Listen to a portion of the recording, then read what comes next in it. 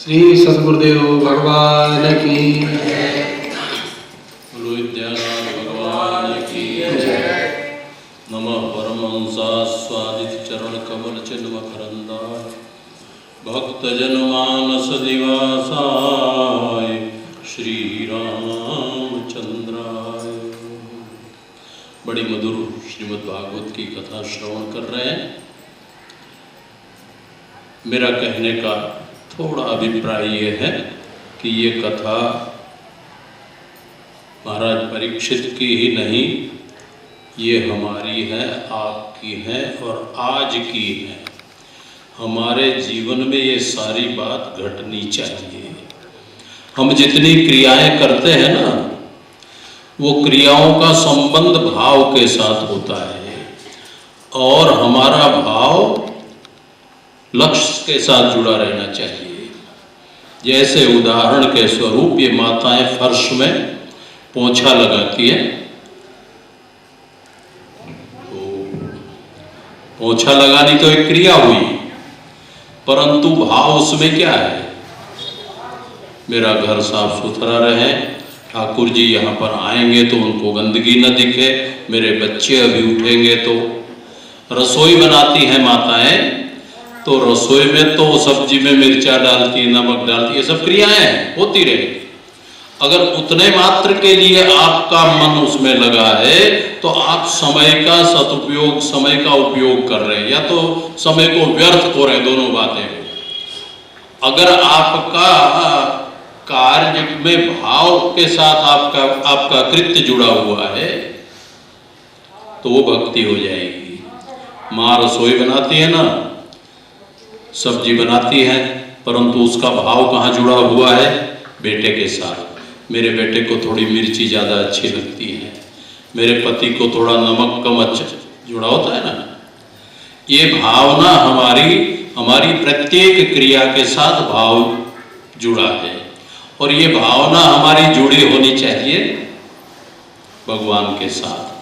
बेटों के लिए बेटों को सुरक्षा करना, बेटों को पालना कोई गलत नहीं, परंतु मेरे बेटे ठाकुर जी के उपयोग के लिए हो जाए, धर्मात्मा हो जाए, प्रभु की भक्ति करने लगे, भगवान के भक्त बने, हमारे पति पवित्र बने।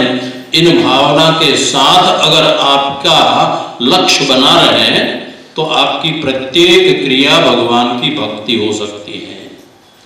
गोपियों ने कहीं नाक पकड़ करके प्राणायाम किया हो या माला लेकर के अनुष्ठान करती हो, ऐसा कहीं सुनाया आपने?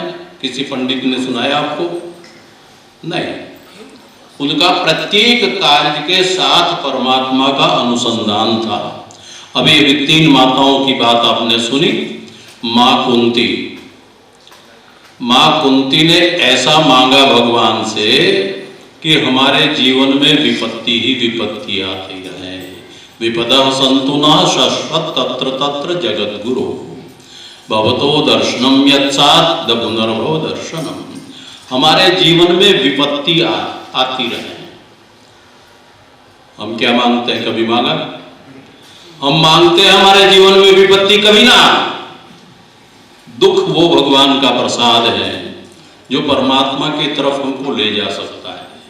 विपत्ति से भागना नहीं चाहिए, विपत्ति को परमात्मा का प्रसाद समझना चाहिए। कुंती मां बता रही है, विपत्ति अगर जीवन में न हो तो मानव जीवन मानव बनेगा ही नहीं। इसलिए विपत्ति चाहिए, ये तो मां कुंती कह रही है। और समर्पण कितना जबरदस्त है। आप सुभद्रा को देखिए, अभिमन्यु की मां, बड़े बड़े 7 वीरों ने मिलकर के अभिमन्यु को जब मारा, पूरे पांडव परिवार में, पूरे पांडव खानदान में, पूरे पांडव पक्ष में हाहाकार मच गया, सबका हृदय रो पड़ा। परंतु सुभद्रा शांत मुद्रा में हो गई। सुभद्रा की तरफ देखा, सुभद्रे तुम्हारी आंख में आंसू नहीं? तेरा एकलौता बेटा मर गया, ये सब फूट फूट के रो रहे हैं और तुम्हारी आंख में आंसू नहीं दिख रहा है? सुभद्रा ने कहा, नहीं, वो मेरा बेटा ही नहीं था, वो कृष्ण का इकलौता भांजा भी था। कृष्ण अपने भांजे को जितना मानता था उतना और किसी को नहीं मानता था। और कृष्ण मेरा भाई इतना सामर्थ्यवान है कि गुरुपुत्र को मरे हुए वर्ष अनेक वर्ष हो गए थे, उन गुरुपुत्र को ले आकर के वापस कर दिया। मेरे मरे हुए 6 भाई, मेरी मां ने जरा सा इच्छा कर दी, बेटा मैं देखना चाहती हूं, 6 पुत्रों को ले आके दे दिया। ऐसा सामर्थ्य वाला मेरा भाई, और उनके देखते देखते ये मेरा पुत्र मर गया। तो इसका मतलब कृष्ण की इच्छा थी, और कृष्ण की इच्छा में ही सुभद्रा की इच्छा है। मेरा भाई जो चाहेगा वो होगा, वो ठीक होगा। कितना जबरदस्त समर्पण है। हम लोग थोड़ी थोड़े दुख में तुरंत कह देते हैं भगवान ने अच्छा नहीं किया। अरे भगवान कभी किसी के साथ गलत करते ही नहीं है। इस बात को नोट कर लो जीवन में, मन में, मस्तिष्क में, डायरी में, जहां भी। भगवान जो करते हैं सब बड़ा मंगलमय करते हैं, उनका हर विधान मंगलमय है। और अगर उनके विधान पर हमने अविश्वास किया तो हमसे भक्ति कभी नहीं होगी। परमात्मा जैसे हमको रखते हैं वैसे रहना चाहिए। ये मां सुभद्रा वहां उत्तरा परीक्षित के, उनके गर्भ की रक्षा करने लगी, भगवान से याचना करने लगी, पाहि पाहि महायोगिनी पाहि पाहि जगतपते। मेरे गर्भ को काट रहा है कोई, मामे गर्भो निपात्यताम, मेरा गर्भ मरे नहीं, प्रभु आप रक्षा करो। भगवान ने कहा उत्तरा तुमको अपने पुत्र पर इतनी ममता? सुभद्रा ने कहा बिल्कुल नहीं प्रभु, वो मेरा पुत्र है इसलिए मैं प्रार्थना नहीं कर रही हूं, परंतु पांडव वंश के रक्षक आप स्वयं हैं, और जिस वंश के रक्षक भगवान कृष्ण हो और उस वंश को समूल नष्ट कोई कर देवे, तुम्हारी पवित्र कीर्ति में दाग नहीं लगेगा। मैं अपने लिए नहीं मना रही हूं, कृष्ण मेरे बेटी की रक्षा करो ऐसा मैं नहीं कह रही हूं, तुम अपनी रक्षा, अपनी प्रतिष्ठा की रक्षा करो कृष्ण, नहीं तो तुम्हारी पावन कीर्ति में दाग लग जाएगा। क्या विश्वास है इन माताओं को। हमारे जीवन में हमको परमात्मा पर विश्वास नहीं है, सबसे बड़ी बात। अगर आपको भगवान पर विश्वास हो जाए तो समझना भगवान आपकी मुट्ठी में ही है। ऐसा नहीं कि भगवान बहुत दूर है, बहुत दूर, इतना कर डालो तब मिलेंगे, इतना कर डालो तब मिलेंगे, ऐसा करो तब मिलेंगे, ये सब बातें। वो परमात्मा सबसे मिला हुआ है, सबके साथ है। ये बताओ भगवान हमारे पास और आपके पास ना हो, ऐसा भगवान होता है? भगवान किसी का हो किसी का ना हो, ऐसा भगवान होता है? बोलो, होते हैं क्या भगवान ऐसे? हमारे हैं आप पे नहीं। भगवान पंडितों के हैं, चमारों के नहीं है, होता है ऐसा? भगवान कहीं है कहीं नहीं है, ऐसा हो सकता है? तो जो सर्वत्र मौजूद है, सर्वत्र प्राप्त है, उनके ऊपर केवल विश्वास करना। और अगर आपने विश्वास ठीक से कर लिया तो परमात्मा आपके हाथ में। बिनु विश्वास भक्ति नहीं, तेहि बिनु द्रवे न राम, और राम कृपा बिनु सपने जीव न विश्राम। और कौने सिद्धि की बिनु विश्राम विश्वास के बिना कोई कार्य की सिद्धि नहीं होती है। अगर भगवान की भक्ति करनी है तो परमात्मा पर विश्वास को दृढ़ बनाओ। ये कथा केवल उस समय की थी, आज केवल सुनने मात्र से सुन करके चले जाना ऐसा नहीं। ये हमारी कथा है, आज की कथा है, अभी की कथा है, जीव मात्र की ये कथा है। जीव मात्र परीक्षित है, और परीक्षित की रक्षा गर्भ में भगवान ने की थी ना। आज गर्भ में कौन रक्षा करता है माताओं के गर्भ की? बताओ, कोई और आता रक्षा करने? 9 महीना पेट में रक्षा परमात्मा ही तो करता है, लेकिन हम लोग स्मरण नहीं करते। हम लोग डॉक्टर रक्षा करता है जरूर मानते हैं। गर्भ माँ के पेट में आया कि डॉक्टरों को दिखाना शुरू, बेड रेस्ट और फलाना और दवाइयां शुरू। अरे भाई, जिन्होंने वहां उनको पहुंचाया है वो रक्षक वहां बैठा है स्वयं। विश्वास नहीं करने का परिणाम ही ये सब है, व्याधियां, उपाधियां। तो मेरा निवेदन इतना ही था। ये कथा के बीच में मुझे बैठे बैठे एक सिद्धांत स्मरण में आ गया, तो मैंने कहा बता दूं, जरूर ये सब आप लोग जीवन में उतारो, कथाएं सुनो जरूर, और सुनने के बाद जीवन में उतारो, तब वो पूरा लाभ करेगी। अन्यथा इस कान से गई और इस कान से निकल गई तो ज़्यादा कोई लाभ नहीं होगा। अब आगे की कथा श्री राघवेंद्र जी आपको सुनाएंगे। आज कथा का दूसरा दिन है, इसलिए कथा और आगे जाना चाहिए, वो अपना समय के अनुसार ले लेंगे। बोलो विद्यानाथ भगवान की, श्री सद्गुरुदेव भगवान की।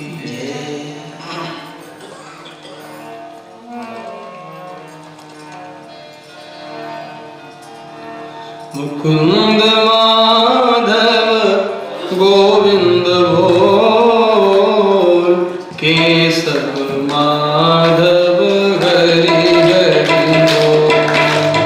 मुकुंद माधव गोविंद बोल, केशव माधव हरि हरि बोल। मुकुंद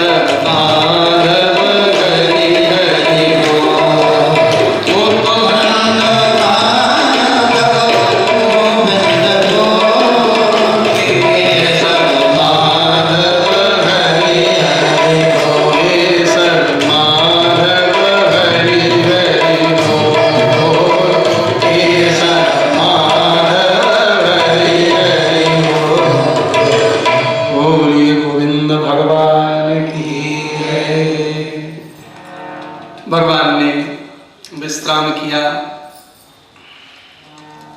रात्रि में धर्मराज युधिष्ठिर के लिए उपदेश भी किया, लेकिन धर्मराज युधिष्ठिर जी महाराज के मन में एक भी बात नहीं बैठती। क्यों? बोले ये हमारे मामा जी का लड़का है, हमसे छोटा है। ठाकुर जी समझ गए कि हम जिस बात का उपदेश कर रहे हैं इनकी समझ में नहीं आ रहा है, और इन्हीं बातों का उपदेश जब पितामह भीष्म करेंगे तो इनकी बात समझ में आ जाएगी। कभी कभी छोटा बालक भी बहुत बड़ी बात कह जाता है, लेकिन हम समझते हैं छोटा बच्चा है, और बड़े बड़े महापुरुष उसी बात को कहेंगे तब बात समझ में आती है, अरे ऐसा कहा था। पितामह भीष्म उनके प्रति ये जानते हैं कि ये पितामह है, दादाजी है। और आज भगवान द्वारिकापुरी चलने की तैयारी करने लगे। भगवान द्वारकाधीश के रथ में बैठे युधिष्ठिर जी, नकुल सहदेव भीम अर्जुन एक रथ में ये बैठे, और रथ जैसे ही हस्तिनापुर की सीमा को पार करने लगा तो भगवान द्वारकाधीश की आंख में आंसू आ गए। कहा, भगवान आपकी आंख में आंसू क्यों? इस हस्तिनापुरी में ऐसा कौन सा महापुरुष है जिसकी याद करके आपकी आंख में आंसू आया? भगवान ने कहा, दादाजी मेरा एक सिद्धांत है, यो यथा माम प्रपद्यन्ते तांस तथैव भजाम्यहम्। जो जीव मुझको जैसे भजता है मैं भी उसको वैसे ही भजता है। महाभारत के उस रणांगण में बाणों की सैया पर लेटे हुए पितामह भीष्म इस समय मेरा ध्यान कर रहे हैं, मेरी याद कर रहे हैं। चलो पहले उनके पास में चलना चाहिए। भगवान उनके पास में पहुंचे और जैसे ही ठाकुर जी पहुंचे देख करके पितामह भीष्म तो प्रसन्न हो गए। वो तो इसीलिए प्राण रखे हुए थे कि कब वो नंदनंदन सामने आवे, उनकी छवि को देख करके हम अपने प्राणों का विसर्जन करेंगे। श्री ठाकुर जी पहुंचे, लेटे लेटे प्रणाम भी कर लिया और भगवान से कहने लगे, प्रभु इच्छा मृत्यु का वरदान है ना इनके पिताजी ने इच्छा मृत्यु का वरदान दिया। भगवान से कहा कि आप मेरे सामने जरा खड़े हो जाओ। ठाकुर जी खड़े तो हो गए, लेकिन ठाकुर जी ने कहा कब तक खड़ा रहना पड़ेगा जरा ये तो बता, क्योंकि आपको इच्छा मृत्यु का वरदान है। कब तक खड़ा रहना पड़ेगा? ठाकुर जी बोले जब तक हमने कलेवर को त्यागा नहीं तब तक। तो आप कब शरीर को छोड़ेंगे? बोले ये थोड़ी बताएंगे। सदैव देवो भगवान प्रतीक्षता कलेवरं यावदिदं हिनोम्यहम् प्रसन्नः सारुणलोचनोल्लसं मुखाम्बुजो ध्यानपथश्चतुर्भुज।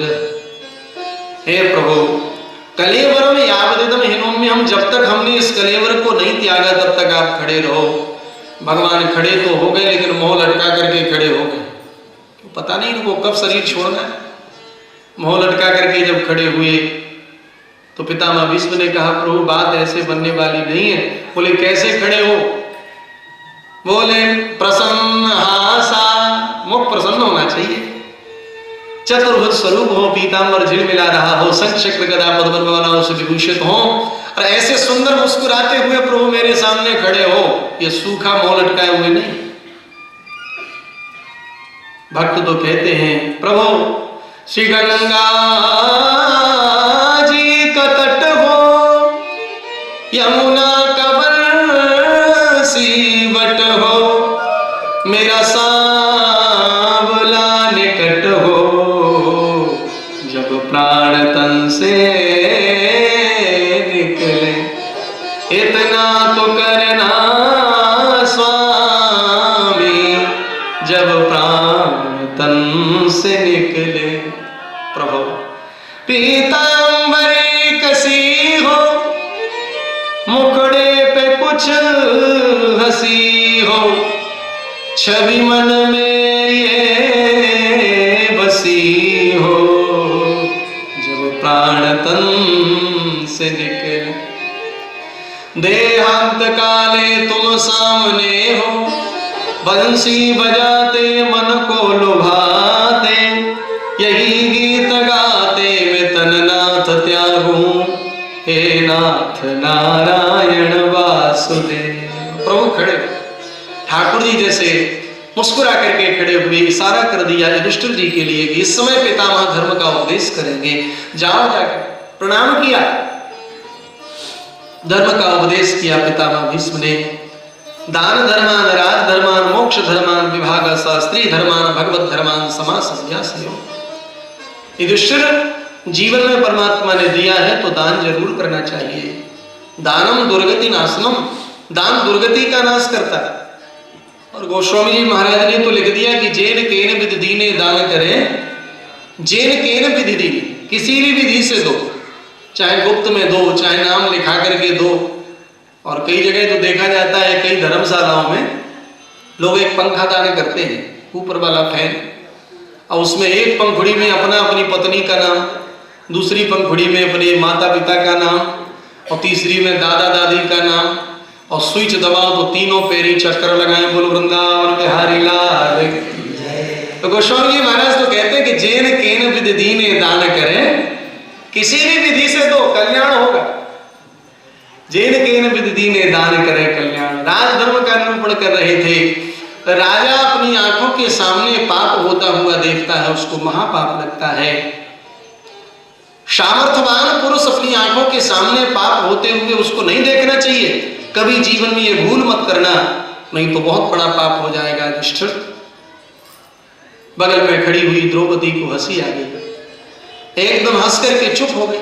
पांडवों को भी अच्छा नहीं लगा कि पितामह भीष्म उपदेश कर रहे हैं और द्रौपदी हंस जाए। पितामह भीष्म ने कहा, द्रौपदी क्यों हंसी? द्रौपदी ने कहा, पितामह वैसे ही हंस गई। नहीं द्रौपदी, मैं जानता हूं तुम द्रुपद सुता हो, अग्निपुत्री हो, वैसे तुम हंस नहीं सकती, जरूर कोई कारण होगा, बताओ क्या कारण है, तुम क्यों हंसी? द्रौपदी ने बोलने का साहस किया। द्रौपदी ने कहा, पितामह आज तो आप धर्म का उपदेश कर रहे हैं, उस समय आपका धर्म कहां चला गया? जिस समय भरी सभा में, कौरवों की उस भरी सभा में मैं रजस्वला अवस्था में थी, दुष्ट दुशासन मेरे केशों का कर्षण करके लाया, मेरे केशों को पकड़ करके खींच करके लाया। मैंने उस समय सबसे कहा, यह कहां का धर्म है रजस्वला स्त्री को इस प्रकार से पकड़ करके लाना? ये पांडव स्वयं जुआ में हार चुके हैं अपने आप को, फिर किसी को दांव पर लगाना, ये कहां का धर्म? सबकी तरफ द्रौपदी ने देखा। द्रोणाचार्य ने भी गर्दन नीची कर ली, पितामह भीष्म ने गर्दन नीची कर ली। द्रौपदी ने पांचों पतियों की तरफ देखा, पांचों पति जुआ में हारे हुए थे, इन्होंने भी अपनी अपनी गर्दन नीची कर ली। द्रौपदी इस प्रकार से विलाप कर रही है जैसे कसाईयों के बीच में गाय फंस जाए। गाय की तरह कर्म क्रंदन करती हुई द्रौपदी ने एक आचार्य की तरफ देखा और कृपाचार्य की तरफ जब नजर गई तो द्रौपदी रो पड़ी और कहा, हे आचार्य, आपके नाम में तो कृपा शब्द जुड़ा हुआ है, आप भी कृपा नहीं करोगे? कृपाचार्य से जब कहा, आपके नाम में तो कृपा शब्द जुड़ा हुआ है, आप तो कृपा करें। कृपाचार्य से जब कहा तो आचार्य ने इशारा कर दिया, सर्वधर्मान परित्यज्य मामेकं शरणं व्रज। इन तुम सबकी तरफ भटक रही हो, ये सब तुम्हारी रक्षा नहीं करेंगे, सबकी रक्षा करने वाला तो वो द्वारकाधीश, वो रक्षा करे। और जैसे ही कहा, इशारा मिल गया, द्रौपदी ने टेर लगाई। बिनु काज आज महाराज, लाज गई मेरी, दुख भरो द्वारिका नाथ शरण में तेरी, दुख भरो द्वारिका नाथ शरण में तेरी। बिनु काज आज महाराज, लाज गई मेरी,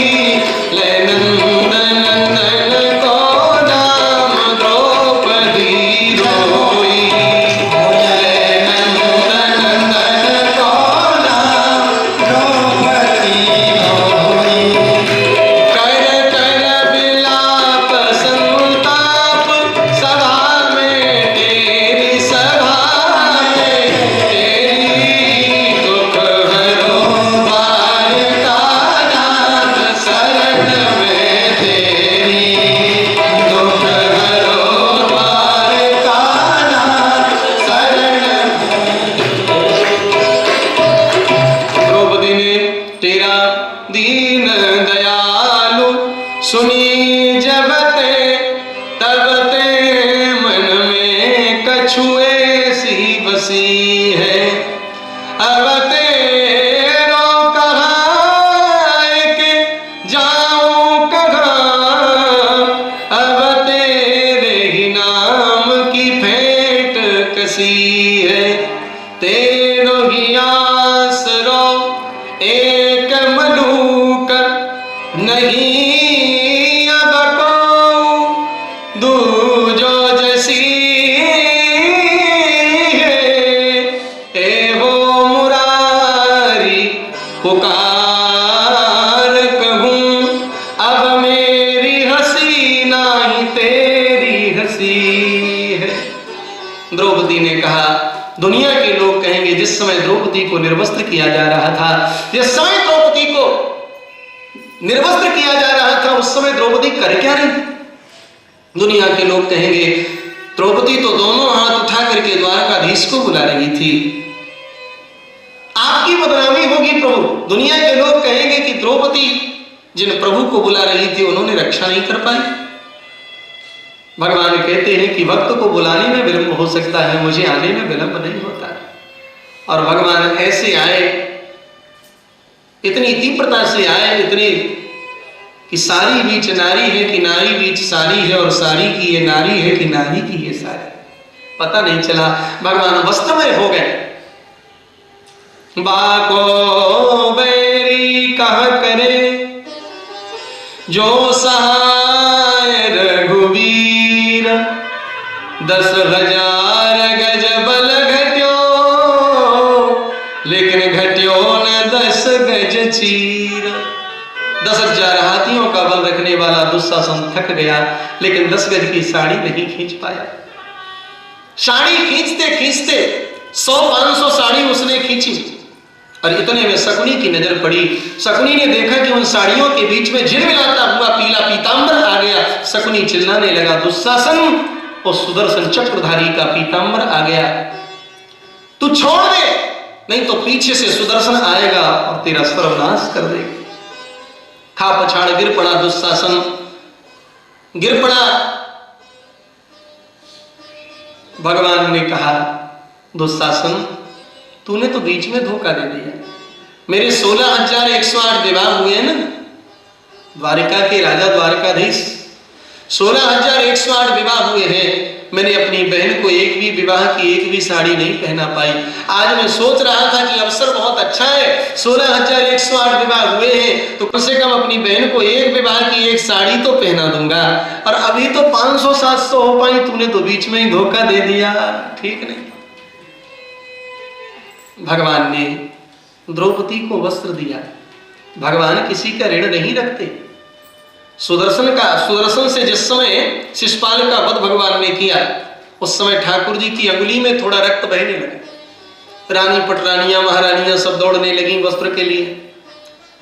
द्रौपदी ने सोचा कि भगवान की अंगुली से बहुत रक्त निकल जाएगा। अपनी नई रेशम की साड़ी फाड़ करके भगवान की अंगुली पर बांधने लगी। भैया श्री कृष्ण की आंखें भर आई। कहा, बहन तूने अपनी नई रेशम की साड़ी फाड़ दी। द्रौपदी ने कहा, प्यारे भाई घनश्याम, यदि आपके जो आवे काम, मैं चीर दूं नसों को। ये तो रेशम के धागे हैं, धागे भी पुराने, इन्हें माने हम क्या, ये तो दुल्हन के जोड़ा और दूल्हे के बागे हैं। द्रौपदी ने कहा, फिर मैंने कहा फाड़ा चीर, देखते ही पीर मेरे चीर दौड़े भागे हैं। वो है अभागे जो लागे ना ही उंगली में, जो लागे कटी उंगली में, बस भाग उन्हीं के जागे। भगवान ने कहा, बहन तूने अपनी नई रेशम की साड़ी फाड़ करके बांध दी, मैं वचन देता हूं इसमें एक धागे की मैं 1000 साड़ियां कर दूंगा जब वक्त पड़ेगा। भगवान ने वचन दिया। और एक संत वाणी भी है, ठंडी का समय महर्षि दुर्वासा गंगा स्नान करने के लिए गए।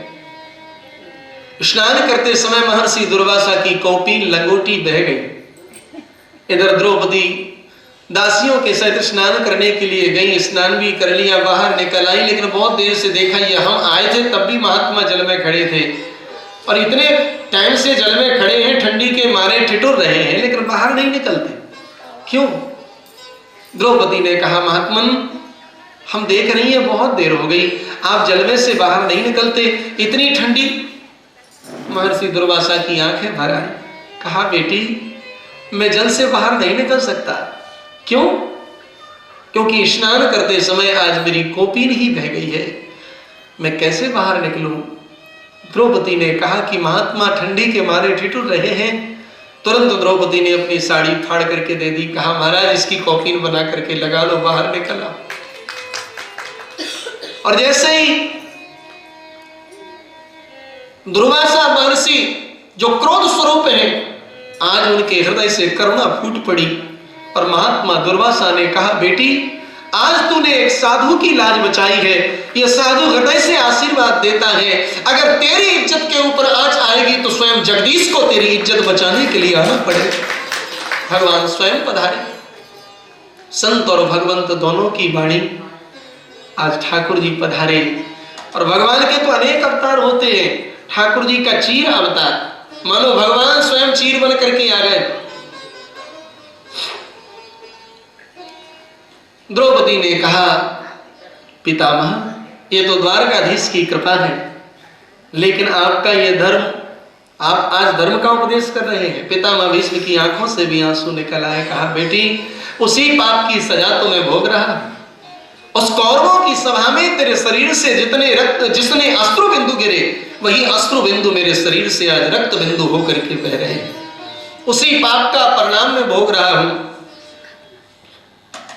लेकिन मुझे बड़ी प्रसन्नता, अंतिम समय तुमने हृदय की बात कह दी। नहीं मैं सोचता रहता कि मैं उपदेश कर रहा था। द्रौपदी हंस गई। स्त्री धर्म का, भगवत धर्म का निरूपण किया। और स्तुति तो बड़ी लंबी चौड़ी है, कथा आगे तक भी जाना है। पितामह भीष्म ने थोड़ी सी एक झांकी, और पितामह भीष्म ने भगवान की स्तुति की। इति से प्रारंभ करते हैं, मानो हमारे जीवन की इति होने वाली है। इतिमति रूपकल्पिता वितृष्णा भगवती सात्पदपुंग बेबी हो। और अनेक श्लोकों में स्तुति करते हैं, हे अर्जुन के सखा आप में मेरी मति लगे, और प्रभु आपने मेरी प्रतिज्ञा को भली भांति रखा। क्योंकि महाभारत के युद्ध के चलते समय दुर्योधन ने पितामह भीष्म से कहा कि आप मेरी तरफ से युद्ध तो करते हो, लेकिन पक्ष पांडवों का ले रहे हो। मनो भगवान ने भी एक बार पितामह भीष्म से कहा कि जब आपका हृदय पांडवों को मारने का नहीं करता, क्योंकि पांडवों के ऊपर पितामह भीष्म जिस समय बाण छोड़ते थे ना, अर्जुन के ऊपर, युधिष्ठिर के ऊपर, भीम के ऊपर जब बाण छोड़ते थे पितामह भीष्म, तो बाणों के साथ साथ में आशीर्वाद भी छोड़ते थे। बाण तो चलाते थे, लेकिन हृदय कहता था जयोस्तु पांडुपुत्राणाम, पांडु पुत्र विजयी हो। जिन पांडवों को मैंने गोद में खिलाया है, ये अर्जुन की अंगुली मेरी दाढ़ी में चलती थी, इन बच्चों के ऊपर मैं कैसे बाण चलाऊं। लेकिन छात्र धर्म होता ही बड़ा कठोर है, इसलिए मुझे इसका पालन भी करना पड़ेगा। जयोस्तु पांडुपुत्र, भगवान ने कहा कि जब आपका हृदय पांडवों तरफ था, फिर आप पांडवों के पक्ष में क्यों नहीं हो गए? आप कौरवों के पक्ष में क्यों बने रहे? भगवान ने कहा कौरवों के पक्ष में अगर हम हो जाते तो हमें घाटे का सौदा था। मतलब अगर हम कौरवों के पक्ष में होते तो पांडवों के पक्ष में अगर हम होते तो सबसे आगे अर्जुन का रथ और हमारा रथ पीछे रहता। तो प्रभु पांडवों की तरफ होने से हमको ये हानि थी कि आपकी पीठ का ही हमें दर्शन हो पाता। भले हम कौरवों के पक्ष में रहे, लेकिन एक लाभ तो हुआ क्या? बोले सामने से आपके दिव्य मुखारविंद का दर्शन हमें प्राप्त हुआ। ये दर्शन का लाभ हमको जो प्राप्त हुआ है बड़ा विलक्षण। पितामह भीष्म ने कहा कि नहीं, मैं प्रतिज्ञा करता हूं, ये 5 बाण निकालता हूं, कल 5 पांडवों को मार दूंगा। और पितामह भीष्म ने 5 बाण निकाल करके प्रतिज्ञा कर ली। और जैसे ही पितामह भीष्म ने प्रतिज्ञा करी, महाराज हाहाकार मच गया चारों तरफ। पितामह भीष्म जिस प्रतिज्ञा को कर ले उसको कौन टाल सकता है?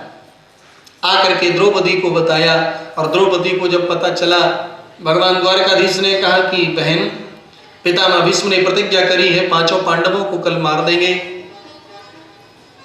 द्रौपदी तो कांप गई। प्रभु आप कुछ नहीं कर सकते? भगवान ने कहा हम क्या कर सकते हैं, हम तो कुछ नहीं कर सकते। बोले आप अगर कुछ नहीं कर सकते तो आप चिता तो बना सकते हो। भगवान ने कहा ये तो कर सकते हैं, तो चिता बना दो, हम सती हो जाएंगे। जल्दी जल्दी श्रृंगार करने लगी। भगवान बोले अरे जिसको मरना ही है उसको जल्दी श्रृंगार क्या करना, आराम से करो ना। द्रौपदी ने आराम से श्रृंगार किया। अब श्रृंगार तो किया और जैसे ही चिता भगवान ने बना दी और चिता के ऊपर चढ़ने को जैसे ही तैयार हुई द्रौपदी, भगवान ने कहा कि बहन ऐसे चिता में नहीं जला जाता, चिता ये तीर्थ का स्वरूप होती है और तीर्थ की प्रदक्षिणा होती है। ये चिता की भी तो प्रदक्षिणा होती है और किसी तीर्थ की 5 कोस की, किसी की 7 कोस की, किसी की 14 कोस की, किसी की 84 कोस की प्रदक्षिणाएं भी अलग अलग होती हैं। अब ये चितारूपी तीर्थ की प्रदक्षिणा कितनी बड़ी है वो मुझे पता है। पहले परिक्रमा कर लो, प्रदक्षिणा कर लो, इसके बाद में बैठ जाना। भगवान आगे हो गए, द्रौपदी पीछे हो गई। कौरवों के शिविर की तरफ जब चलने लगे, कहा बहन ये द्रोणाचार्य का शिविर है, प्रणाम करो। प्रणाम किया।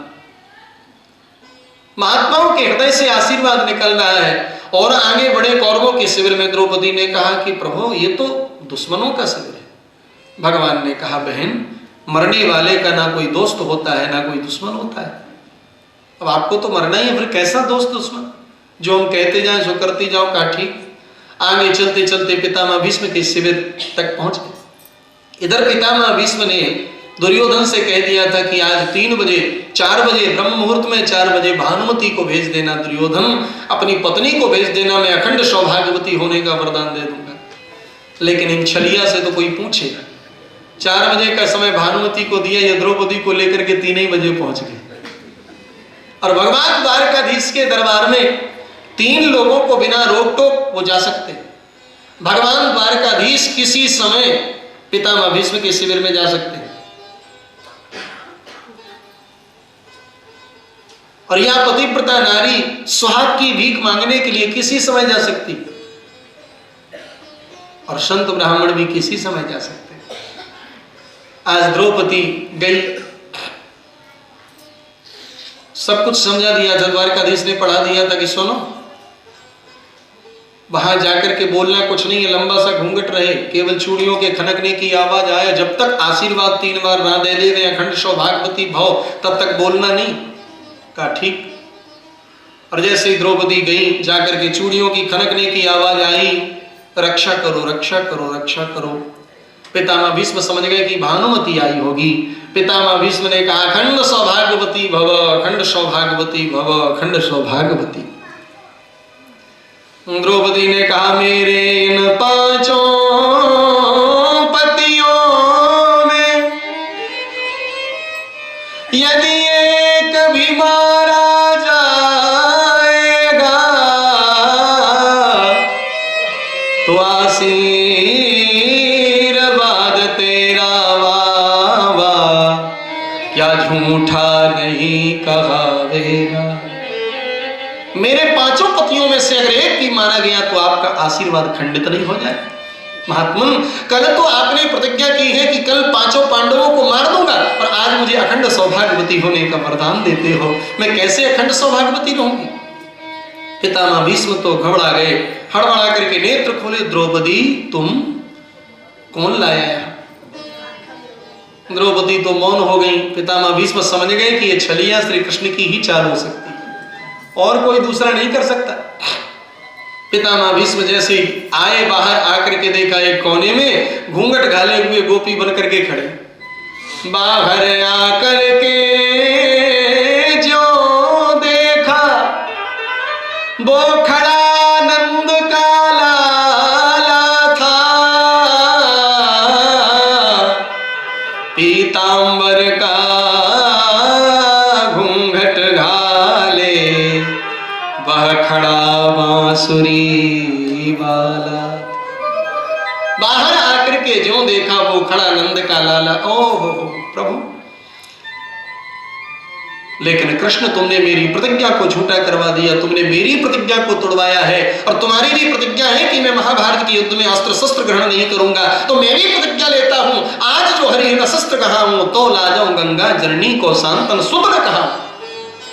पांडव दल सन्मुख हो धामो सरता रुधिर बहाऊं, चंदन खंड महारथ खंडो कपि ध्वज सहित डुलाऊं, इतना करो शपथ मोय हरि की क्षत्रिय गति ना पाऊं, सूरदास रण भूमि विजय बिन जियत ना पीठ दिखाऊं आज जो हरि न शस्त्र का। अगर मैंने भी आपको अस्त्र शस्त्र ग्रहण नहीं कराया तो मैं भी गंगा पुत्र नहीं, मैं एक बाप का बेटा हुआ तो शस्त्र ग्रहण करा के रहूंगा। भगवान ने भी कह दिया अगर मैं भी एक बाप का बेटा हुआ तो मैं भी अस्त्र शस्त्र धारण नहीं करूंगा। भक्त भगवान में प्रतिज्ञा हो गई महाराज। और दूसरे दिन जब युद्ध होने लगा, बाणों की बौछारें छोड़ने लगे पितामह भीष्म, इतने क्रोधित थे, भगवान समझ गए कि भक्त मचला हुआ है। अर्जुन का मुकुट नीचे गिर गया, अर्जुन का वक्षस्थल छितर वितर होने लगा। पितामह भीष्म इतने क्रोध में है, भगवान द्वारकाधीश ने सोचा भक्त मचला हुआ है, प्रबल प्रेम के पाले पड़कर प्रभु को नियम बदलते देखा। अपना मान टले टल जाए पर भक्त का मान न टलते देखा। और भगवान रथ से नीचे उतर पड़े, भगवान रथ से नीचे उतर पड़े, रथ का टूटा हुआ पहिया सुदर्शन की तरह धारण कर लिया और दौड़े, मानो पृथ्वी कांप गई। पृथ्वी ने सोचा भगवान को जब क्रोध आता है तो सृष्टि का महाप्रलय हो जाता है, भगवान को क्रोध आ रहा है क्या। तुरंत गतोत्तरीय, भगवान का उत्तरीय वस्त्र धरती में गिर पड़ा, मानो पीताम्बर सांत्वना दे रहा है, देवी ये भगवान की बनावटी गुस्सा है, असली नहीं है, तुम घबराओ।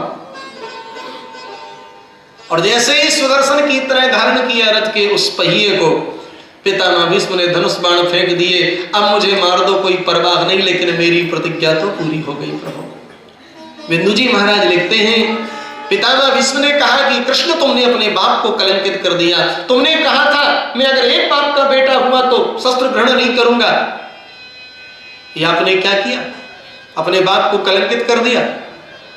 भगवान प्रसन्न होकर के बोले भीष्मराज जी जरा सुनो। महाराज बिंदु के पदों में बोले घनश्याम सुनो भीष्म भगत राज, मोहे जन्म देने वाले जग में अपार है। सिंधु खंब पृथ्वी आकाश हूते प्रगट होत, कहानो बखानो जे अमित अवतार है। को कहे बिंदु वसुदेव देवकी को लाल, और को कहे नंद और यशोदा के कुमार है। जाके एक बाप होवे बचावे निज लाज सोई, और मेरे कौन लाज मेरे बाप तो हजार है। बोले घनश्याम सुनो भीष्म भगत राज, मोहे जन्म देने वाले जग में अपार है। सिंधु खंब पृथ्वी आकाश हूते प्रकट होत, कहानो बखानो जी अमित अवतार है। कोहू कहे बिंदु वसुदेव देवकी को लाल, और कोहू कहे नंद और यशोदा के कुमार है। जाके एक बाप होवे बचावे निज लाज सोई, मेरे कौन लाज मेरे बाप तो हजार है। बोलो भक्त वत्सल भगवान। पितामह भीष्म ने भगवान की स्तुति की और भगवान इनका प्राण प्रयाण हो गया। भगवान द्वारिका पधारे अर्जुन को लेकर के, और यहाँ पर अपशकुन जब होने लगे, भीम को भेजने वाले थे, इतने में देखा कि अर्जुन ही वहां से आ गए। वंचितो हम महाराज हरिणा बंधु रूपण, महाराज हम वंचित हो गए। जिन भगवान द्वारकाधीश ने क्षण क्षण में पल पल में हमारी रक्षा की वो छोड़ करके चले गए। कुंती बुआ ने जैसे ही सुना, कुंती बुआ का भी प्राणांत हो गया, पांडवों का भी स्वर्गारोहण हुआ, परीक्षित को राजगद्दी दी, धर्म और पृथ्वी का भी संवाद हुआ। कलयुग को देखा, ये कलयुग परेशान कर रहा है। पृथ्वी गाय माता है, धर्म बैल का स्वरूप, बैल जो है ना वो धर्म का स्वरूप, दोनों को सता रहा है कलयुग। परीक्षित ने कहा मैं मार दूंगा, तुम कौन हो बताओ। बोले महाराज मैं कलयुग हूं, शरण में आया। परीक्षित जी ने कहा कि देखो हमारे पितर कह करके गए थे कि दुश्मन भी अगर शरणागत हो जाए तो उसको भी नहीं मारना चाहिए। 4 स्थान दे दिए रहने के लिए, द्यूतम पानम स्त्रिया सूना यत्रा धर्मस्य चतुर्विधा, जहां पर जुआ खेले, मदरापान होती हो, वैश्य संग हो, पशु पक्षियों को मारा काटा जाए, हिंसा होती हो, ऐसे 4 स्थान। बोले महाराज सब गंदे स्थान दिए, कोई अच्छा सा दो ना। दोबारा याचना करी तो कहा कि स्वर्ण में तुम्हारा निवास हो जाएगा। इधर गीता में भगवान कहते हैं धातु नाम कांचनम, धातुओं में सोना में हूं। अब सोना में कृष्ण है कि कली, बेईमानी का जो सोना है उसमें कली, ईमानदारी का है उसमें कृष्ण है। और पूज्य श्री महाराज जी तो कहा करते हैं कि दूसरे की संपत्ति को हड़पने की बुद्धि जब तुम्हारे अंदर आ जाए तो समझ लेना कलयुग बैठ गया, तुम्हारी खोपड़ी में बैठ गया, वो अब सत्यानाश करेगा। और वही हुआ, जरासंध को मार करके मुकुट लाए थे, उसी मुकुट को परीक्षित ने धारण कर लिया, कलयुग बैठ गया खोपड़ी में। और समीक मुनि के गले में मरा हुआ सर्प डाल दिया। बेटा संगी ने श्राप दे दिया, इतलंघित मर्यादम तक्षका सप्तमे हनि, जिसने मर्यादा का उल्लंघन किया है उस राजा के लिए आज से ठीक 7वें दिन तक्षक सर्प डस लेगा, तक्षक सर्प के द्वारा उसकी मृत्यु हो जाए। परीक्षित को जब पता चला तो महाराज परीक्षित ने अपने पुत्र जन्मेजय को राज्य दे दिया और गंगा तट पर पहुंच गए। तमाम महात्मा वहां जुटे, 7 दिन में मोक्ष देना है, मुक्ति करना है, ऐसा कोई उपाय कोई निश्चित नहीं बता पा रहा है, लेकिन आज निश्चित उपाय बताया।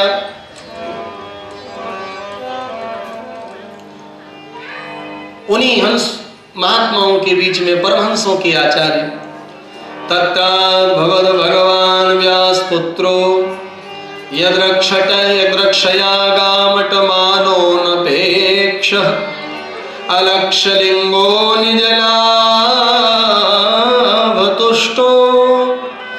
व्रतश्च बालैरवधूतवेश। साक्षात भगवत भगवान व्यासपुत्रो, व्यासपुत्र सुखदेव साक्षात भगवान ही आए। जिस समय परीक्षित जी माता के गर्भ में थे तो भगवान गर्भ में जाकर के ब्रह्मास्त्र का प्रयोग किया, अस्त्र को अस्त्र से खंडन करने के लिए भगवान गर्भ में गए, गदा घुमा करके ब्रह्मास्त्र का खंडन किया, परीक्षित की रक्षा की। और आज परीक्षित के लिए श्राप दिया, बाण बाण का प्रयोग किया, तो भगवान बाण बाण को काटने के लिए आज भागवत कथा सुना करके उस बाण को भी काट देंगे, परीक्षित का मोक्ष भी हो जाए।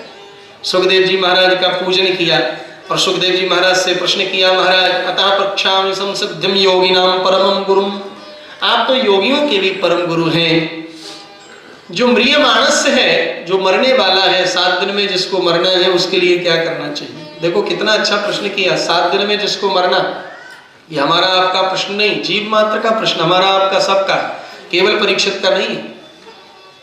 वरीयाने सते प्रश्न कृतो लोकहितम नृप आत्मवित सम्मतः पुंसाम श्रोतव्यादिषु व्यापरा। बड़ा सुंदर प्रश्न था। प्रसन्न हो गए श्री सुखदेव भगवान और बोलना प्रारंभ कर दिया।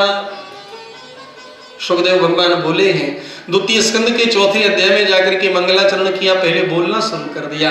तुमने जो प्रश्न किया है बड़ा श्रेष्ठ प्रश्न है, इसमें जीव मात्र का कल्याण है और जीव को अंतिम समय भगवान नारायण की स्मृति हो जाए, इसी में उसका कल्याण भी है। महाराज मन काबू में होवे कैसे? तो बोले जितासनो जित श्वासो जित संगो जितेंद्रिय। सद्यो मुक्ति क्रम मुक्ति के बारे में बताया, 10 सर्गों के बारे में बताया और 3 स्कंद में भगवान विदुर जी के यहाँ भी पधारे और 12 भगवान का भी चरित्र है और कपिल देवभूति संवाद है। ये 12 भगवान जो है ना, हिरण्याक्ष हिरण्यकश्यप, भगवान की नाभि से कमल निकला, कमल से ब्रह्मा जी निकले, ब्रह्मा जी ने प्रार्थना भगवान से करी। पहले तो ब्रह्मा जी ने सोचा कि मेरा आधार मूल कहाँ है, तो 2 शब्द सुनाई दिए, ता और पा। तप करो, तप किया, भगवान प्रसन्न हुए, कहा सृष्टि का विस्तार करो। ब्रह्मा जी ने सृष्टि का विस्तार किया। पहले तो अज्ञानमयी 5 प्रकार की सृष्टि करी, इसके बाद में मानस पुत्रों में सनक सनंदन सनातन सनत कुमार चारों को बनाया। कहा तुम शादी विवाह करो, संसार बढ़ाओ, बोले हमें तो भजन करना है। तो पिताजी को क्रोध आ गया, पिताजी की बात नहीं मानते। ब्रह्मा जी को क्रोध आया तो कहा कि तुम पूर्वजों के पूर्वज रहोगे, लेकिन देखने में 5-5 वर्ष के छोरा जैसे ही दिखोगे, वैसे ही दिखते। क्रोध आया और भौहों के बीच में से रोता हुआ बालक निकला, उसका नाम रुद्र पड़ा, भगवान शंकर। और इसके बाद में फिर ब्रह्मा जी ने अपने शरीर के 2 भाग कर दिए। मस्तिष्क वाले भाग से महाराज बनु हुए, हृदय वाले भाग से महारानी शत्रुपा हुई, क्योंकि व्यक्ति जो होता है वो बुद्धि प्रधान होता है और माताएं जो होती हैं वो हृदय प्रधान होती हैं। आकुति, देवहूति, प्रसूति 3 बेटी, प्रियव्रत, उत्तानपाद 2 बेटा हुए। ये सृष्टि का विस्तार महाराज मनु ने किया। रसातल में छुपा करके पृथ्वी रखाया था। हिरण्याक्ष भगवान 12 गए, पृथ्वी को लेकर के आए, हिरण्याक्ष का वध किया और पृथ्वी को स्थापित किया। ये हिरण्याक्ष जो है ना, ये लोभ का प्रतीक है। गोस्वामी जी महाराज कहते हैं 3 महाशत्रु हैं, तात प्रबल अति 3 खल काम क्रोध और लोभ, मुनि विज्ञान धाम मह करे निविस्मो क्षोभ। काम क्रोध लोभ ये 3 महाशत्रु हैं। काम का प्रतीक कौन है? बोले रावण कुंभकर्ण। क्रोध का प्रतीक कौन है? बोले शिशुपाल और दंतवक्र। और लोभ का प्रतीक है हिरण्याक्ष हिरण्यकश्यपु। भगवान श्री राम ने काम पर विजय प्राप्त करी, एक ही अवतार में रावण कुंभकर्ण का वध किया। भगवान श्री कृष्ण ने शिशुपाल दंतवक्र का वध किया, क्रोध पर विजय प्राप्त किया। लेकिन लोभ इतना प्रबल होता है कि भगवान को भी 2 अवतार लेना पड़े। हिरण्याक्ष को मारने के लिए वाराह अवतार और हिरण्यकश्यपु को मारने के लिए नरसिंह अवतार। ये लोभ का प्रतीक है ना। काम क्रोध बुढ़ापे में ना भी रहे, लेकिन लोभ पीछा नहीं छोड़ता। एक सज्जन गए वृंदावन बांके बिहारी के मंदिर में दर्शन करने। घर में उनकी पत्नी ने कहा कि अजी तुमने जीवन में कभी तो दान किया नहीं है, जरा दान कर देना। दान नहीं किया, और जैसे ही दान करने के लिए गए, याद आया पप्पू की मम्मी ने कहा था तो दान तो करना चाहिए। बैसाख का महीना, गर्मी बहुत थी, अभी यहाँ तो गर्मी लगती नहीं, लेकिन वहां पसीना शरीर से चल रहा था। जैसे तैसे कागज का पुराना सा नोट निकाला 5 का और मुट्ठी में लेकर के लाइन में लग गए और मन में सोचने लगे, अरे राम राम राम, कितने दिनों से तू मेरे पास में था, आज तू मुझसे दूर हो जाएगा, आज तेरा बिछो हो जाएगा। मैं तुझे छोड़ना नहीं चाहता, लेकिन क्या करूं। और आंखों से अश्रु भी बह रहे थे, इतना लगाव था वो 5 के नोट से। अब जैसे ही दान पेटी पास में आई और मुट्ठी जैसे ही खोली दान करने के लिए, तो देखा महाराज हाथ में पसीना बूंद था, पसीज गया था हाथ। तो कहने लगे, तेरे वियोग में मैं रो रहा हूं और मेरे वियोग में तू भी रो रहा है, तो चिंता मत कर, मैं तुझे छोड़ूंगा नहीं। दोबारा जेब में रख के वो आ गया घर। बोल वृंदावन बिहारी लाल की जय। महाराज लोभ बड़ा प्रबल होता है, भगवान को भी 2 अवतार लेना पड़े। हिरण्याक्ष, पूज्य श्री महाराज जी बताते हैं ना, हिरण्याक्ष, हिरण्याक्ष का मतलब क्या है? बोले हिरण्य माने होता है सोना, अक्ष माने आंख। जिसकी आंख में सोना ही सोना हो उसको कहते हैं हिरण्याक्ष। और कश्यप माने सैया, माने जो सोने के पलंग पर सोता हो वो है हिरण्यकश्यप। अब जिसकी आंखों में, माने जिसको रात्रि दिन पीला ही पीला सोना ही सोना देखे वो हिरण्याक्ष ही है। अब पहले एक हिरण्याक्ष था, अब कितने हिरण्याक्ष भगवान जाने। ये हिरण्याक्ष मारा कब जाएगा? लोभ मारा कब जाएगा? बोले जब संतोष प्रकट हो जाएगा। जब तक जीवन में संतोष नहीं आएगा तब तक लोभ मारा नहीं जाएगा। उदित अगस्त पंथ जल सोसा, जिम लोभ है सोसे संतोषा। और जब लोभ मारा जाता है तभी ज्ञान प्रकट होता है। भगवान कपिल ज्ञान के स्वरूप हैं। कर्दम देवभूति के यहाँ भगवान आते हैं। कर्दम किसे कहते हैं? बोले जिसने अपनी इंद्रियों का दमन कर दिया हो उसको कर्दम कहते हैं। और देव को आहूत करने वाली बुद्धि उसको देवभूति कहते हैं। देव को बुलाने वाली बुद्धि माने अपने पति की सेवा में जिसने अपने समस्त सुखों की आहुति प्रदान कर दी हो उसी का नाम देवभूति है।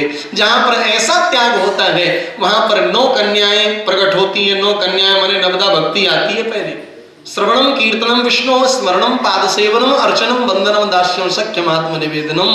और जहां नवदा भक्ति आ जाती है वहां तो ठाकुर जी को आना ही पड़ता है। बोलिए कपिल देव भगवान की जय। भगवान कपिल ने भी अपनी माता देवहूति को सांख्य तत्व का उपदेश दिया। जीव की गति का वर्णन बड़ा दिव्य प्रसंग है। समयानुभाव में प्रणाम ही उसको करेंगे। आगे इनकी माता सिद्धिदा नाम की नदी के रूप में परिणत हुई और भगवान कपिल गंगा सागर के लिए प्रस्थान कर गए। सबरे तीर्थ बार बार गंगा सागर। चतुर्थ स्कंद में महारानी सती अनुसुईया का बड़ा पावन चरित्र है। और इसके बाद में विदुर जी महाराज ने मैत्रेय जी से प्रश्न किया, महाराज ससुर दामाद में जो झगड़ा हुआ वो प्रसंग कैसे? आज का अंतिम प्रसंग है। ससुर दामाद में जो झगड़ा हुआ, एतदाख्याहि में ब्रह्मन् जामातु ससुरस्य च। महाराज जो दुस्त्यज प्राण है, जो त्यागने योग्य नहीं है, विद्वेषस्तु यथा प्राणास्तस्तजे दुस्त्यजांसति। दुस्त्यज प्राणों को महारानी सती ने त्याग दिया। ये कथा कैसे? तो सुनाने लगी। एक बार देवताओं की गोष्ठी बैठी हुई थी, सब लोग बैठे हुए थे। ब्रह्मा जी ने दक्ष के लिए प्रजापतियों का नायक बना दिया। आयुष ने जैसे ही प्रवेश किया तो विष्णु भगवान ब्रह्मा जी खड़े नहीं हुए। ब्रह्मा जी का तो बेटा ही है दक्ष। भगवान शंकर ने सोचा जब हमारी बराबरी वाले सब खड़े नहीं होते तो हम भी बैठे बैठे प्रणाम किए लेते, और प्रणाम किया। दक्ष तो दक्ष है, उसने देखा हमारा दामाद होकर के भी खड़ा नहीं हुआ, प्रणाम नहीं किया। देखो दक्ष वृत्ति वाले जो लोग होते हैं ना, वो ये नहीं देखते कि किसने हमारा सम्मान किया, वो ये देखते हैं कि किसने हमारा सम्मान नहीं किया, यही देखते हैं। और दक्ष तो महाराज अनेक प्रकार से बोलने लगा। श्रूयताम ब्रह्मर्षयो सहदेवा सहाग्नया। सब के सब कान खोल करके सुनो, अपना अपना मेरुदंड सीधा कर लो। सबने अपना अपना मेरुदंड सीधा किया। बोले अयम तु लोकपाला नाम यशो घ्नो निरपत्रवः सद्विराचरिता पंथा तेन स्तौधेन दूषिता। ये भगवान शंकर की तरफ अंगुली निर्दिष्ट करके कहा ये बड़ा निर्लज्ज है, इसने लोकपालों की कीर्ति धूल में मिला दी। टीकाकारों को अच्छा नहीं लगा तो टीकाकारों ने कहा कि दक्ष ठीक ही कह रहा है, भाव बदल दिया। दक्ष कह रहा है कि लोकपालों की कीर्ति को धूली में मिला देता है तो सरपंच की गांव में चलती जब तक है जब तक मंत्री गांव में नहीं आए, और मंत्री जब आ गए तो वही सरपंच उसके पीछे पीछे घूमने लगता है तो उसकी कीर्ति धूल में मिल जाती है। जब तक देवों में महादेव नहीं पहुंचे तब तक तो सबकी है कीर्ति, और जब महादेव पहुंच जाते हैं तो फिर लोकपालों की कीर्ति भी धूली में। यही इसका भाव है कहने का। टीकाकारों ने ये भाव निकाला। सद्विरा चरिता पंथा तेन स्तौधेन दूषिता। कहने लगा भेष जग से निराला, पिए भांग भर प्याला, रहे मतवाला साथी भूतन बनाए। सिर शोहे मुंडमाला, कर डमरू विशाला, सदा ओढ़े मृग छाला, चिता भस्म तन लगाए। ऐसा दिल का काला कहीं देखा न भाला, भरे नेत्रों में ज्वाला, ब्याल तनु लपटाए। अरे मेरी कमल नयनी बेटी, ब्रह्मा जी के कहने पर मैंने पाणी मरकट लोचना बंदरों की तरह इसकी आंखें मैंने कर दिया विवाह। भागवतकार कहते हैं कि दक्ष ऐसे बोल रहा है, भगवान शंकर तो बड़े सुंदर हैं, कर्पूर गौरम करुणावतारम, लेकिन ये कैसे बोल रहा है? बोले जाके रही भावना जैसी, प्रभु मूरत देखी तिन। एक नाथ जी महाराज कथा कह रहे थे, वाल्मीकि रामायण की, और कथा में सुंदरकांड की कथा कह रहे थे। हनुमान जी महाराज तो कथा में रहते ही, और कथा कहते कहते कह दिया, कथा कहते कहते बोल गए अशोक वाटिका के जो पुष्प हैं वो श्वेत रंग के हैं। हनुमान जी महाराज प्रकट हो गए, कलयुगी वक्ता झूठी कथा कह रहे हो, तू कहता कागज की लेखी, मैं कहता आंखों की देखी, मैंने तो आंखों से देखा है। अशोक वाटिका के पुष्प सफेद रंग के नहीं है, अशोक वाटिका के पुष्प लाल रंग के थे। एक नाथ जी महाराज बोले कि हम बदल नहीं सकते, जो महर्षि वाल्मीकि ने लिखा है वही मान्य होगा। हनुमान जी महाराज ने कहा तो निर्णय तो माता जानकी कर पाएंगी क्योंकि वो वहां रही हैं, हम जाते हैं पूछ करके आते हैं। एक नाथ जी महाराज बोले बिल्कुल झूठी बात। कहा क्यों? अरे आप पता नहीं क्या पूछ करके आते हो, हमारे सामने बात हो तो हम समझें। और मन में सोचा कि ठाकुर जी महाराज का दर्शन हो जाएगा। एक नाथ जी को लेकर के पहुंचे, सरकार के चरणों में प्रणाम किया। प्रभु ने कहा कहो हनुमान जी कैसे हो? बोले बिल्कुल ठीक है सरकार। ये साथ में किसको लाए हो? बोले ये कलयुगी वक्ता है महाराज, कथा झूठी कह रहा था। क्या कह रहा था?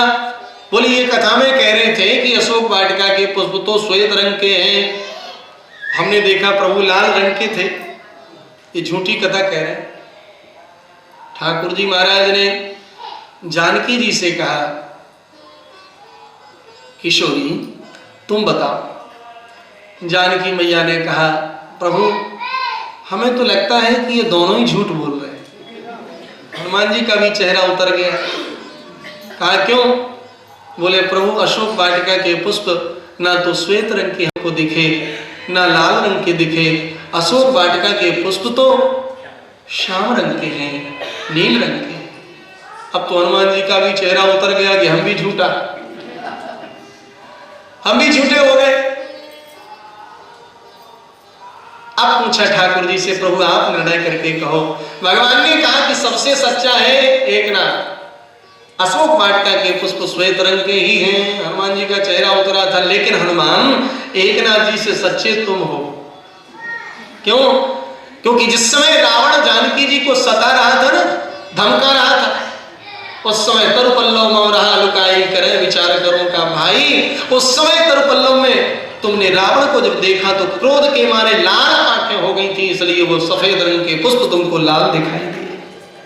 लेकिन हे किशोरी, तुम्हारे नेत्रों में तो सदा मेरी छवि बसा करती है, इसलिए तुम्हें तो मैं ही दिखूंगा ना। नील सरोरुह नील मणि नील नीलधर श्याम, लाजे तन शोभा नर कोटि कोटि शतकाम। जित देखूं तित श्याम मई है। इसलिए हे किशोरी, सबसे सच्चा भाव तुम्हारा है। जाके रही भावना जैसी प्रभु मूरत देखी तिन। जिसके मन में जैसा भाव हो उसको वैसे ही दिखती। दक्ष अनेक प्रकार से गाली देने लगा, श्राप देने लगा। आज के बाद में भगवान शंकर को कोई यज्ञ में भाग नहीं देगा।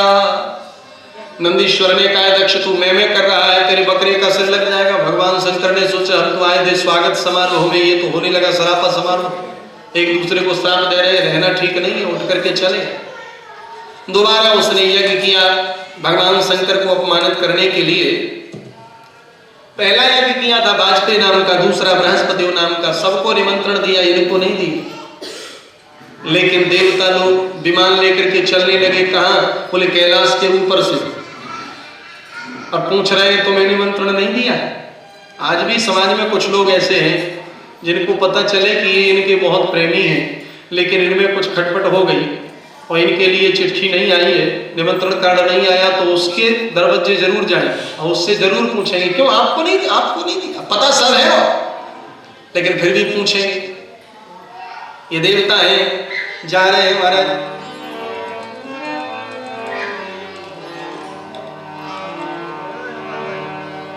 आज देवता लोग चलने लगे। विष्णु बिरंची महेश बिहारी, विष्णु बिरंची महेश बिहारी, चले सकल सुर जान बनान, चले सकल सुर जान बनान। सुर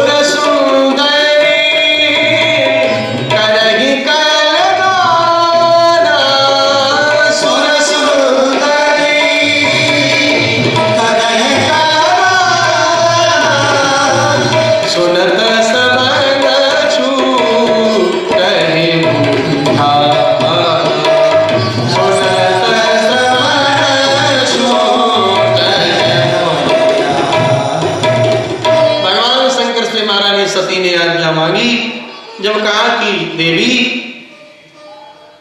तदप विरोध मान जहां कोई तहां गए कल्याण न होई। आज पूरी घटना भगवान शंकर ने बताई, कहा वहां जाने से कल्याण नहीं होगा। लेकिन जब नहीं मानी तो नंदीश्वर से भी कहा कि माता जी की जितनी चीजें वस्तें हो सब ले जाना साथ। पता था उन्हें कि लौट करके तो इनको आना है। और वहां पर पहुंची, पिता देख करके जल गया, माता ने हृदय से लगा लिया। यज्ञ भगवान के जब दर्शन किए तो अरुद्र भागम तमेक्ष चाध्वरम, भगवान शंकर के लिए ईशान कोण में एक पान सुपारी तक नहीं, इनके लिए कोई भाग नहीं। बड़े क्रोध में आ गई महारानी सती। और महारानी सती ने कहा, पिताजी, पिता मंदमति निंदक देहि दक्ष शुक्र संभव्य देहि। अब मैं देह को नहीं धारण रखूंगी नहीं, जिस शरीर से तुम्हारा संबंध है उस शरीर को मैं जला करके ही भस्म कर दूंगी। महारानी सती ने जला करके भस्म किया शरीर को और मरते समय कहा कि जन्म जन्म से पद अनुरागा, भगवान शंकर ही मुझे भरतार के रूप में मिले, इसलिए दूसरा जन्म महाराज हिमांचल के यहाँ पार्वती के रूप में हुआ और भगवान शंकर की प्राप्ति हुई। भवानी शंकरो वंदे श्रद्धा विश्वास रूपणो, याभ्याम बिना न पश्यन्ति श्रद्धा स्वान्तस्तदेश्वर। नारद जी ने जाकर के भगवान शंकर को बताया कि आपका अपमान सहन नहीं कर पाई माता जी ने शरीर त्याग दिया।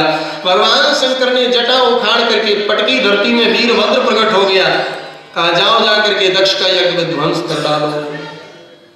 अब जैसे ही भगवान शंकर के गण चलने लगे, दोपहर का समय, अब जो लोग समझदार थे कि महारानी सती ने शरीर त्याग दिया तो अब तो कल्याण होने वाला नहीं, सो वो तो चले गए। लेकिन कुछ लोग ऐसे होते हैं कि चाहे लठमारी हो, चाहे बंदूक चले, चाहे कुछ हो, लेकिन जब तक भंडारा नहीं खाएंगे, दक्षिणा नहीं लेंगे, तब तक जाएंगे नहीं। बोलो वृंदावन बिहारी लाल। कुछ लोग पड़े हुए मां यज्ञ मंडप से देखा कि ये धूल उड़ती हुई चली आ रही है, चर्चा करने लगे, भैया ये धूल कैसी है? वाता न वांति नहीं संति दश्यवा प्राचीन वहत जीवत्यो प्रदंडा, ये धूल कैसी आ रही है? एक ने दूसरे से कहा कि हमको लगता है कि चोर चोरी करके भाग रहे हैं, इसलिए उनके पैरों से उड़ी हुई धूल है। दूसरा बोला, अरे पागल, ये प्राचीन ब्रही राजा इस समय जीवित है, बड़ा उग्रदंड देता है, चोर नहीं हो सकते। दूसरा बोला, हमको तो लगता है गाय माता जंगल से चर के आ रही है, सो उनके खुरों से उड़ी हुई धूल है। एक ने कहा, पागल, वो तो सायंकाल गौधूली वेला में आती है गाय माता तो चर के, इस समय कोई दोपहर का 1 बज रहा है, गाय माता नहीं हो सकती। तीसरा बोला, हमको तो लग रहा है मानो प्रलय होने वाला हो। बस आपस में चर्चा कर ही रहे थे, चारों तरफ से आकर के गणों ने घेर लिया, बड़ा सा गण खड़ा हो गया। कुंडे सुबूतेन, एक कुंड को भर दिया, दक्ष प्रजापति की खोपड़ी पकड़ करके, और जैसे मूली के पत्तों को मरोड़ दिया जाता है, फिर ऐसे ही दक्ष प्रजापति की गर्दन को स्वाहा। चंडीस नाम के देवता ने देखा, गण ने पूसा नाम के बोली, ये दांत दिखा दिखा करके हंस रहे थे, एक मुक्का लगाया, बत्ती सी बाहर। भग नाम के देवता बोली, आंखें मटका रहे थे, इस समय महारानी सती का अपमान हो रहा था, तो आंखों से इशारा कर रहे थे। नंदीश्वर ने अपने दोनों सींग उनकी आंखों में, आंखें बाहर आ गई। भृगु नाम के देवता बोले, अब इनकी बड़ी लंबी दाढ़ी है, दाढ़ी पर हाथ चला रहे थे, मुस्कुरा रहे। एक गण ने दाढ़ी पकड़ करके, किसी का हाथ, किसी का पैर, सबके सब ब्रह्मा जी के पास में पहुंचे, रक्षा करो। ब्रह्मा जी बोले कि क्यों? तुम्हें जब पता था कि हम नहीं वहां जा रहे हैं, भगवान विष्णु वहां नहीं जा रहे, शंकर जी नहीं जा रहे, पर तुम लोगों को क्या आवश्यकता थी जाने? कुछ देवता बोले, महाराज वो तो जीव न करवाओ। सोचा यजमान बहुत अच्छा है, बहुत कुछ माल खाने के लिए मिलेगा, सो चले गए। हमने ये विचार नहीं किया कि आप लोग नहीं गए तो हमको भी नहीं जाना चाहिए। अब तो दंड मिल गया महाराज, अब तो क्षमा करो, चलो भगवान शंकर के पास में। भगवान शंकर के पास में पहुंचे, भगवान शंकर की स्तुति की। भगवान शंकर ने आकर के बकरे का सिर लगाया, दक्ष ने भी भगवान की स्तुति की, यज्ञ की पूर्णाहुति की। और यही महारानी सती तई कारण हिमगिरि गृह जाई, जननी पार्वती तनु पाई। तो आगे की कथा कल के प्रसंग में होगी। आए 2 बार भगवान नाम संकीर्तन, आरती प्रसाद लेकर के पधारें। सभी लोग मेरुदंड सीधा करके बैठ जाएं और ताली बजाते हुए भगवान नाम संकीर्तन करेंगे। हरे राम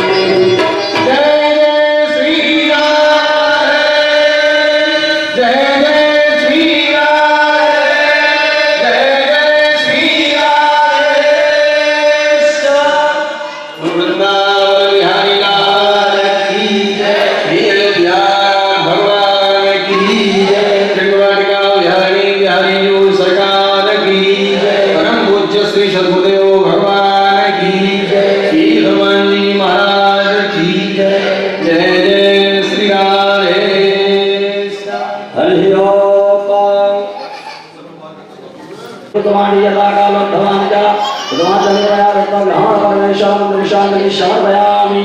माइक की आवाज थोड़ा खोल दिया करें, जी लगाकर वही बोलेंगे तो माइक जरूरत है का। मंत्र पुष्पांजलि समर्पयामि। ओम भूर्वासा सांगाय परिवाराय सपरिवाराय सहिताय सिद्धिकाय श्री प्रणव पुरुषोत्तमाय नमः। पुष्पांजलि समर्पयामि। बोलिए भागवत भगवान की जय, बोलिए सुखदेव महाराज की जय, बोलिए सतगुरुदेव भगवान की जय, बोलिए व्यास जी महाराज की जय, जजमान महोदय की जय, मेरे माता पिता की जय, आए हुए सभी श्रद्धालु भक्तों की जय। जय जय श्री सीता।